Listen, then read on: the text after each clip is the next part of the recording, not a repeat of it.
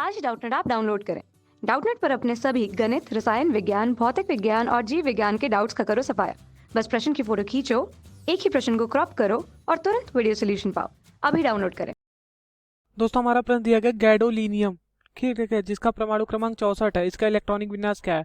और हमारा विकल्प दिया गया Xg54 4f 8 5d0 6s2। दूसरा दिया गया Xg54 4f 7 5d1। Xg54 ऊपर क्यों लिखा? क्योंकि 54 तक का होता है Xg, ठीक है।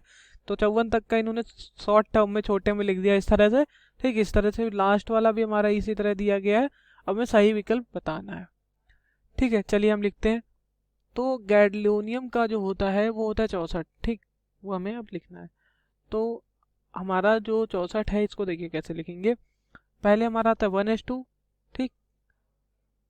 यहाँ आता है 1s2, देखो। फिर हमारा आता है 2s2। अगर हम पूरा इलेक्ट्रॉनिक विन्यास लिखने का तरीका बता दें, चलिए मैं बता देता हूँ, आपको अच्छे से समझ में आएगा। यहाँ पर हम होता है 1s और यहाँ पर होता है, फिर ऐसे घूम के आता है 2s के पास, ठीक है। फिर इस तरह, ये आपने बचपन में पढ़ा होगा, ये आपको बहुत ज़रूरी है आना। फिर यहाँ 2p आएगा, ठीक है। यहाँ 2p आएगा और यहाँ क्या आएगा? यहाँ 3s आएगा, ठीक है। फिर यहाँ आएगा 3p, फिर यहाँ 3p के बाद 4s, ठीक है। फिर यहाँ आएगा 3d। आप 3p के बाद 3d भी ले सकते हो, क्योंकि 3 वाला ज़्यादा सही रहता है, लेकिन हम ज़्यादातर 3p के बाद लिखते हैं 4 को। फिर 4p, फिर 5s, ठीक है। फिर ये 5s के बाद ये घूम के आएगा 4d के पास, यहाँ 4d के पास आया। फिर 4d के पास 5p के पास आएगा। फिर 5p के पास कहाँ जाएगा? 6s के पास जाएगा। फिर 6s के पास से फिर वो कहाँ जाएगा? ऐसे होते हुए, ठीक, वो जाएगा 4f के पास। 4f के पास 5d के पास वो बाद आएगा 6p, और 6p के बाद वो आएगा 7s, ठीक, 7s। फिर 7s से घूम के गया इधर से इस तरह, फिर यहाँ आएगा 5f, और 5f के बाद 6d, ठीक। पूरा यहाँ तक का रहता है। फिर हम लिखते किस तरह से? इस तरह से 1s2, फिर 2s2, फिर 2p6, 3s2, ठीक है, 3p6, 4s2, ठीक है, 3d10, 4p6, 5s2। फिर इस तरह से आते हैं, फिर 4d10, 5p6, 6s2, और फिर यहाँ आता है 4f14, 5d10, 6p6, 7s2। फिर यहाँ पर आता है 4f14 और 6d10, यहाँ तक का होता है।